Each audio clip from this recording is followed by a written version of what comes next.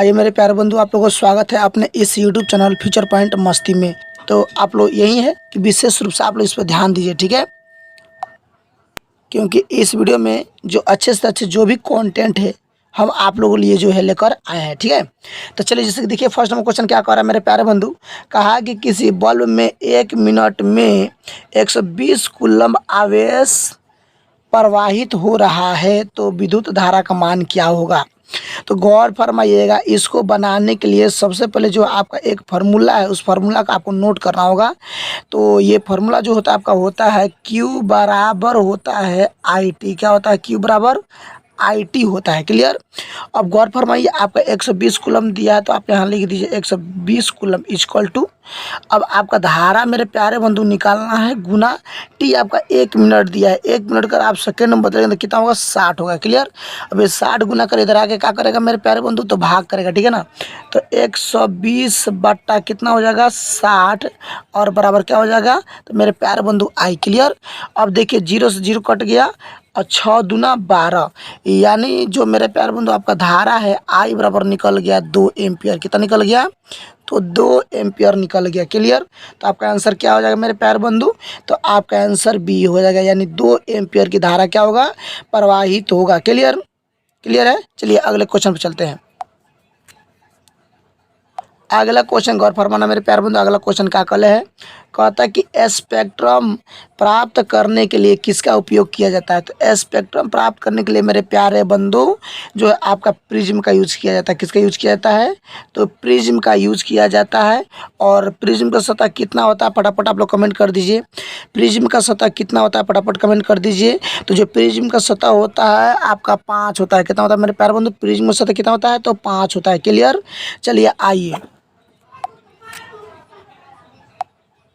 अगला क्वेश्चन में ध्यान दीजिएगा। क्या कर रहा है 3 नंबर कि प्रतिरोध को हालांकि को नहीं, यहाँ प्रतिरोध का होना चाहिए। क्या होना चाहिए? प्रतिरोध का एसआई मात्रक क्या है?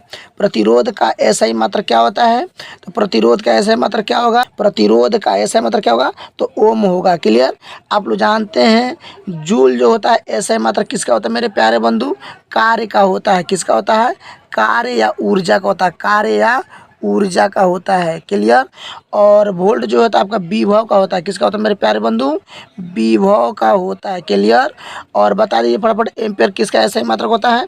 फटाफट कमेंट कर दीजिए जो आपका एम्पियर किसका ऐसा ही मात्रक होता है। तो एम्पियर जो होता है आपका विद्युत धारा का होता है। किसका होता है? तो आपका मेरे प्यारे बंधु विद्युत धारा का होता है। क्लियर। विद्युत धारा का होता है। ओके। क्लियर। चलिए, तो आपका प्रतिरोध का एसआई मात्रा क्या हो जाएगा मेरे प्यारे बंधु? तो ओम होगा। प्रतिरोध का एसआई मात्रा क्या हो जाएगा? ओम हो जाएगा। क्लियर। चलिए अगला क्वेश्चन 4 नंबर देख सकते हैं। क्या करा है कि परिपथ में विद्युत धारा की माप। देखिए यहाँ हालांकि क्वेश्चन गलती टाइप हो गया है, ठीक है ना। यहाँ क्वेश्चन जो है आपका गलती से टाइप हो गया है, ठीक है ना। एक क्वेश्चन आप गौर फरमाइएगा। माप क्या होता है मेरे प्यारे बंधु? माप किससे की जाती है, यानी किससे मेरे प्यारे बंधु विद्युत जो धारा के जो मान है ये परिपथ में किससे मापा जाता है? तो आंसर फटाफट कमेंट कर दीजिए। किससे मापा जाता है मेरे प्यारे बंधु? जो मापा जाता है वो होता है आपका आमीटर। क्या होता है मेरे प्यारे बंधु? आमीटर होता है। ठीक है। और गैल्वेनोमीटर भी वही काम किया जाता है, लेकिन 1 एम्पियर से कम धारा को मापने के लिए इसका उपयोग जो है गैल्वेनोमीटर का किया जाता है। अब वोल्ट मीटर का उपयोग किया जाता है मेरे प्यारे बंधु वोल्ट यानी विभव, यानी विभव मापने के लिए, यानी वोल्ट क्या होता है? विभव मापने के लिए वोल्ट मीटर का उपयोग किया जाता है। क्लियर। आइएगा 5 नंबर क्वेश्चन बताइए। क्या कर रहा है कि दाढ़ी बनाने में कौन सा दर्पण का उपयुक्त होता है। तो दाढ़ी बनाने में कौन सा दर्पण का उपयुक्त होता है? तो आपका मेरे प्यारे बंधु आंसर क्या होगा? फटाफट कमेंट कर दीजिए। आंसर क्या होगा मेरे प्यारे बंधु? तो अवतल दर्पण। क्या होगा? अवतल दर्पण का जो है उपयोग किया जाता है। क्लियर। चलिए आइए अगला क्वेश्चन पे।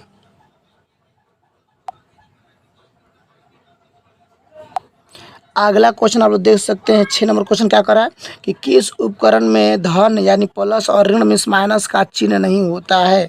तो सुनना मेरे प्यारे बंधु किसका होता है? फटाफट एक बार गेस कर लो, फटाफट कमेंट कर दो क्या होगा आंसर। तो सुनना जो आपका आंसर होगा मेरे प्यारे बंधु कुंडली होगा। क्या होगा? कुंडली का होगा। चला अब गौर फरमाना, कुंडली जो आप लोग जानते हैं अगर ऐसे कुंडली होता है तो उसमें होता है क्या, मान लीजिए यहाँ से कोई तार निकाल दे तो कोई भी आप प्लस में ऐड कर सकते हो, किसी भी माइनस में ऐड कर सकते हो। इसमें कोई झोलझाल होने वाला नहीं है। ठीक है ना। चलिए अगला जो क्वेश्चन है 7 में देख सकते हैं मेरे प्यारे बंधु, क्या कहा है कि सरल सूक्ष्मदर्शी में किसका उपयोग किया जाता है। तो मेरे प्यारे बंधु उसमें जो यूज किया जाता है, आपका आंसर क्या होगा, तो उसका आंसर होगा आपका उत्तल लेंस। क्या होगा, उत्तल लेंस का उसमें उपयोग जो है किया जाता है। क्लियर, क्या किया जाता है, तो उत्तल लेंस का उपयोग जो है किया जाता है, जिसको आप सूक्ष्मदर्शी को इंग्लिश में कहते हैं माइक्रोस्कोप। क्या कहते हैं, माइक्रोस्कोप कहते हैं। याद आ रहा है माइक्रोस्कोप।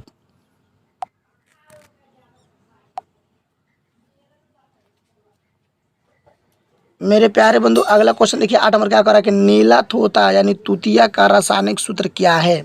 तो सुनना, अगर चला आपको ऑप्शन देखिए, ऑप्शन अगर इसमें क्या करना है आपका दो गो इसका ऑप्शन होता है, गौर फरमाना। अगर नीला तोता की बात कहे तो ये फॉर्मूला होता है CU। क्या होता है मेरे प्यारे बंधु, CU। क्या होता है, CuSO4। क्या होता है, CuSO4। ये आपका दूसरा नंबर ऑप्शन है। पहले का नंबर ऑप्शन कहेगा तो CuSO4 इंटू 5H2O होता है। CuSO4 इंटू 5H2O आपका नीला तोता का ये रासायनिक सूत्र है। अगर ये नहीं ऑप्शन में देगा तो आपको ये 2 नंबर ऑप्शन को ढूंढना है। क्लियर, एक नंबर ये है, अगर ये नहीं रहेगा तो आपको ये 2 नंबर ऑप्शन को ढूंढना है, यानी इसमें से सिर्फ आपका जल हटाएगा। क्लियर, ये आपको ऑप्शन में ढूंढना है। क्लियर है, तो चलिए सबसे पहले आप लोग जो नोट है यहाँ से कुछ आपको हम नोट कराए थे, फटाफट पहले नोट कर लो। चलिए अभी जो यहाँ हम लोग जानने वाले हैं, सबसे पहले उजला तोता। क्या जानेंगे, उजला थोथा, उजला थोथा। तो उजला तोता का रासायनिक सूत्र क्या होता है मेरे प्यारे बंधु, तो सुना क्या होता है, ZnSO4 इंटू 7H2O। क्या होता है, इंटू 7H2O। नोट कर लेना, याद कर लेना, जरूरी है भाई, एग्जाम में आता है। उजला थोथा का रासायनिक सूत्र क्या है, ZnSO4 इंटू 7H2O होता है। क्लियर, अगर ये ऑप्शन में ना हो तो सेकेंड आपका ऑप्शन क्या होगा, ZnSO4 को ढूंढिएगा, इसको भी उजला तोता ही कहते हैं। क्लियर, चलिए अगला सुनिए, अगर आपसे कहता है हारा तोता, क्या कहेगा, हारा थोथा।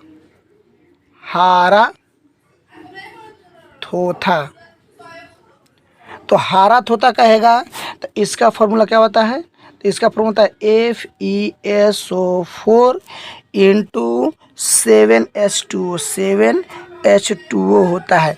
लेकिन अगर ऑप्शन में ये ना देता है तो सेकेंड ऑप्शन आपको ढूंढना है FeSO4। क्लियर, इसको भी क्या कहते हैं मेरे प्यार बंधु, हारा तोता ही कहते हैं। क्लियर है, इसको भी क्या कहते हैं, तो हारा तोता ही कहते हैं। तो हारा तोता क्या होता है, FeSO4 इंटू 7H2O होता है।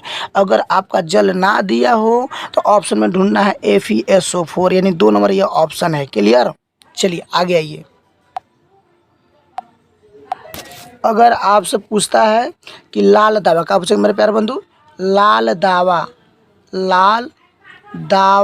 का सूत्र यानी रासायनिक सूत्र, तो उसका फार्मूला सुन लेना, नोट कर लेना, एग्जाम में आता है मेरे प्यारे बंधु। तो इसका फार्मूला होता है KMN। क्या होता है, KMnO4। क्या होता है, KMnO4 होता है, KMnO4 होता है। क्लियर, इसको आप लोग को याद कर लेना है। अगर इसकी रासायनिक हम लोग नाम की बात करते कहते हैं पोटेशियम परमैंगनेट। क्या कहते हैं, पोटेशियम परमैंगनेट है, पोटेशियम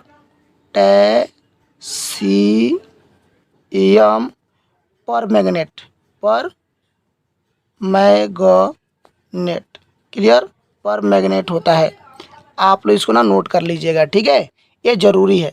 लाल दावा का सूत्र क्या होता है, KMnO। क्या होता है मेरे प्यारे बंधु, KMnO4। इसका रासायनिक नाम क्या होता है, तो इसका रासायनिक नाम क्या होता है, potassium permanganate. Clear, potassium permanganate आपको याद कर लेना है, ठीक है।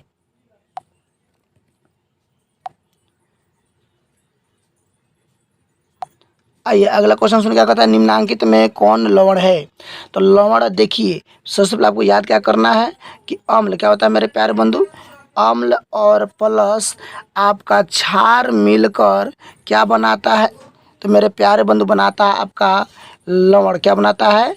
लवण प्लस जल। याद है ना, जब आपका अम्ल और क्षार मिलेगा तो अम्ल और जब क्षार मिलेगा तो क्या बनाएगा? लवण और जल बनाएगा। ठीक है, अब आना क्वेश्चन पे। क्वेश्चन पे आ जा। क्वेश्चन पे आपसे कहा है कि निम्न में कौन जो है, निम्न में कौन लवण है? तो सुनना, इसके लिए आपका आंसर जो होगा सी होगा। क्या होगा? सी होगा, K2SO4। आइए इसका अभिक्रिया हम दिखा देते हैं। तो जैसे कि अगर इसकी अभिक्रिया की बात करें तो देखिए ये कब बनता है? K2SO4 कब बनता है? जब आपका H2SO4 यानी सल्फ्यूरिक अम्ल को, ये अम्ल है, और जब आपका 2KOH यानी पोटेशियम हाइड्रा ऑक्साइड आपका क्षार है, और H2SO4 जो आपका अम्ल है, अम्ल और जब क्षार को मिलाएंगे तो क्या बनेगा मेरे प्यारे बंधु? अभी जस्ट बोले लवण, और क्या बनेगा? जल बनेगा। तो क्या बनेगा आपका? K2SO4 और प्लस H2O आपका बन जाएगा। क्लियर? ये आपका अभिक्रिया हुआ जो कि यहाँ पे आप लोग देख सकते हैं। इसको एक बार नोट कर लीजिए, यानी आपको नोट क्या कर लेना है कि H2SO4 और प्लस KOH, यानी इसको संतुलित करने के लिए हम 2 लगा दिए हैं। ठीक है ना, यानी पोटेशियम हाइड्रोक्साइड जब आप लोग अभिक्रिया कराएंगे, या आपका अम्ल है या आपका क्षार है, ठीक है ना, जब अभिक्रिया कराएंगे तो क्या होगा? आपका लवण प्राप्त होगा और इधर आपका जल प्राप्त होगा। क्लियर? इसलिए आपका आंसर क्या हो जाएगा मेरे प्यारे बंधु? सी होगा, K2SO4 होगा। क्लियर? आइए अगला क्वेश्चन में ध्यान दीजिएगा आप लोग। क्या कर रहा है? नाइट्रोजन अणु में कितने सहसंयोजक बंधन होते हैं? तो ये बताइए, नाइट्रोजन का परमाणु संख्या कितना होता है? 7 होता है। तो इसके बाहरी कक्षा में कौगो इलेक्ट्रॉन रहेगा मेरे प्यारे बंधु? 5 गो रहेगा। कौगो रहेगा? 5 गो। तो नाइट्रोजन अणु की बात करें तो एन एन यानी 2 गो एन है, तो इसके बीच कितना बॉन्ड बनेगा? तो 3 बॉन्ड बनेगा। कितने बॉन्ड बनता है? तो 3 बॉन्ड बनता है, क्योंकि इसकी बाहरी कक्षा में आपका कौगो इलेक्ट्रॉन रहेगा मेरे प्यारे बंधु? तो 5 गो रहेगा। कौगो रहेगा?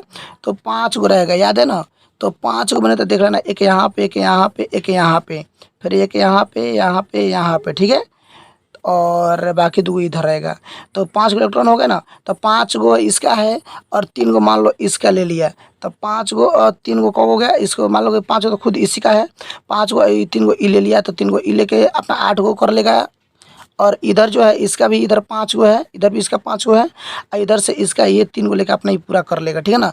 तो इस हिसाब का एन जो है नाइट्रोजन जो बीच है आपका ट्रिपल सहसंयोजक बंधन जो है बनेगा। क्लियर? तो कितना बनेगा? तो ट्रिपल सहसंयोजक बंधन का बंधन जो है आपका ट्रिपल सहसंयोजक बंधन बनेगा। ठीक है ना, या त्रिया आबंध भी उसको बोलते हैं।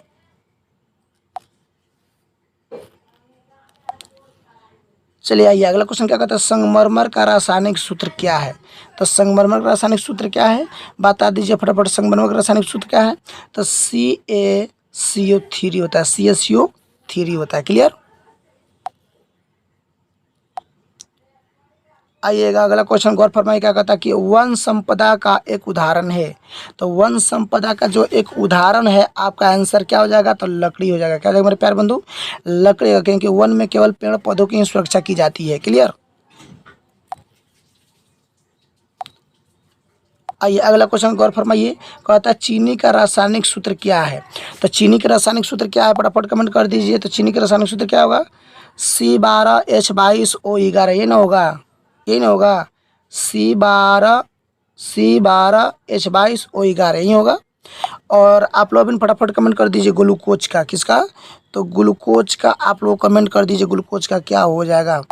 तो ग्लूकोज ग्लूकोज ग्लूकोज का रासायनिक सूत्र क्या है? ग्लूकोज का रासायनिक सूत्र देखिए यहाँ पे आपको दिख रहा है, यहाँ पे ग्लूकोज का रासायनिक सूत्र है, और ये जो आपका चीनी का रासायनिक सूत्र है। क्लियर? चलिए आइए अगला क्वेश्चन चलते हैं। अगला क्वेश्चन पे गौर फरमाइए। क्या कहता है यहाँ पे मेरे प्यारे बंधु कि सोडियम कार्बोनेट के जलीय घोल में मिथाइल ऑरेंज का घोल मिलाने पर घोल का रंग परिवर्तित होकर कैसा हो जाता है? आइएगा सबसे पहले मेरे प्यारे बंधु जो है आपको थोड़ा सा नोट करना होगा। जो चीज़ आपको हम जा रहे हैं समझाने, वो समझना क्या है, गौर फरमाना। सबसे पहले ये समझ लीजिएगा कि मिथाइल ऑरेंज जो है, मिथाइल ऑरेंज, मिथाइल एक मिनट नया ले लेते हैं पेपर। जो ये मिथाइल आपका ऑरेंज है, methyl orange, methyl orange. Clear. ये मिथाइल जो ऑरेंज चला जी, अगर आपका अम्ल के साथ मिलेगा, क्या मिलेगा, अम्ल के साथ अगर इसको मिलाया जाए तो जो इसका रंग है लाल हो जाता है। क्या हो जाता है, लाल रंग हो जाता है। लाल रंग नोट कर लेना, कौन सा रंग होता है, तो लाल रंग हो जाता है। वहीं चला जी, अगर इसको हम लोग क्षार के साथ मिलाएंगे, किसके साथ मिलाएंगे, क्षार के साथ मिलाएंगे, तो इसका जो रंग होता है पीला होता है। क्या होता है, पीला रंग होता है। नोट कर लो, क्या रंग होगा, तो पीला रंग होगा। मिथाइल ऑरेंज को, किसको, तो गौर फरमाना मेरे प्यारे बंधु, मिथाइल ऑरेंज जो है आपका एक प्राकृतिक सूचक है जो अम्ल और क्षार को जानने के लिए इसका उपयोग करते हैं। ठीक है ना। तो अगर मिथाइल ऑरेंज को अगर हम लोग अम्ल में मिलाएंगे तो इसका रंग कैसा हो जाएगा, तो लाल हो जाएगा। किस रंग का हो जाएगा, तो लाल रंग का होगा। अगर क्षार में मिलाएंगे तो किस रंग होगा, तो पीला होगा। ठीक है। अब आइए क्वेश्चन पे। तो आपका क्वेश्चन मेरे प्यारे बंधु यहाँ पे क्या कहा है, गौर फरमाइएगा। तो आपका क्वेश्चन में मेरे प्यारे बंधु ये ने कहा है कि जब सोडियम कार्बोनेट के जलीय विलयन में मिथाइल ऑरेंज को घोल मिलाने पर घोल का रंग कैसा तो ये बता दीजिए। आपका जो सोडियम जो होता है N2CO3, उसका फॉर्मूला होता है, नोट कर लो, Na2CO3 जो आपका होता है सोडियम कार्बोनेट, ये आपका क्या होता है, क्षार होता है। क्या होता है मेरे प्यारे बंधु, क्षार होता है, अम्ल नहीं होता। क्योंकि सोडियम जो है धातु है, तो धातु हमेशा क्षारीय गुण दर्शाता है। किस गुण को दर्शाता है, क्षारीय गुण को। ठीक है ना, क्षारीय गुण को दर्शाता है। तो अब बताइए, जब ये क्षार आपका बना है तो क्षार में जो उसका रंग होगा कैसा हो जाएगा, तो मेरे प्यारे बंधु पीला ना होगा। जस्ट लिखा है क्षार में कैसा होगा, पीला होगा, और अम्ल में कैसा होगा, तो लाल होगा। क्लियर। तो कैसा हो जाएगा, तो पीला रंग हो जाएगा। ठीक है, क्लियर। कैसा रंग होगा, तो पीला रंग हो जाएगा। आइए अगला क्वेश्चन सुनिए, क्या कहता है कि स्वपोषी पोषण के लिए आवश्यक है। तो स्वपोषी पोषण के लिए क्या आवश्यक है, CO2 भी आवश्यक है, क्लोरोफिल भी आवश्यक है, प्रकाश सूर्य प्रकाश भी आवश्यक है। यानी इनमें से सभी का जो है इसका अति आवश्यक है। क्लियर। आइए अगला क्वेश्चन सुनिएगा, क्या कहता है, कहता है इंसुलिन की कमी से कौन सा रोग होता है। तो इंसुलिन की कमी से कौन सा रोग होता है मेरे प्यारे बंधु, तो मधुमेह होता है। कौन सा रोग होता है, मधुमेह। अभी ना बता दीजिए घेंगा रोग किसके कारण होता है। घेंगा रोग जो है किसके कारण से कमी होता है, तो जो होता है आपका ये आयोडीन के कमी से होता है। किसकी कमी से होता है, तो आयोडीन के जो है कमी से आपका घेंगा रोग होता है। क्लियर। अगला क्वेश्चन सुने, क्या कहता है, खुला परिसंचरण तंत्र किसमें पाया जाता है। तो सुन लेना मेरे प्यारे बंधु, खुला जो परिसंचरण तंत्र है आपका किसमें पाया जाता है, तो ये पाया जाता है कॉकरोच में। किसमें पाया जाता है, कॉकरोच में। एक और नोट कर लेना, हाइड्रा में भी आपका खुला परिसंचरण तंत्र पाया जाता है। हाइड्रा में नोट कर लेना, हाइड्रा में जो है मेरे प्यारे बंधु, हाइड्रा में जो है और प्लस कॉकरोच में है, दोनों में खुला परिसंचरण तंत्र पाया। खुला कर समझते हैं, जिसमें खून ना बहे, जिसमें खून ना बहे, यानी खून। सुन लेना, एक चीज़ और नोट कर लेना, एक चीज़ और नोट कर लेना, अगर अगर अगर सुन लेना, अगर आपका खुला जो परिसंचरण तंत्र है उसमें खून तो बहेगा, खून तो बहेगा, लेकिन उसमें हीमोग्लोबिन नहीं पाया जाता है। हीमोग्लोबिन, हीमोग्लोबिन,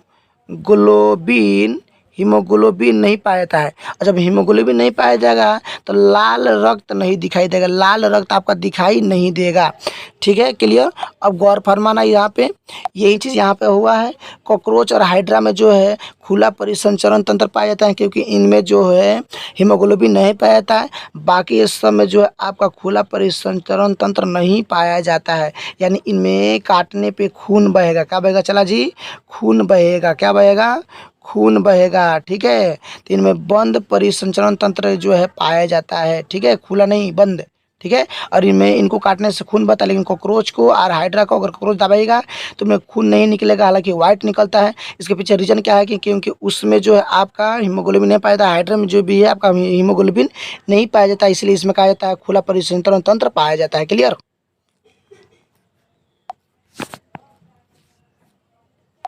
आइए अगला क्वेश्चन देखिए क्या कहता है आपका, यूरो का संबंध किससे है।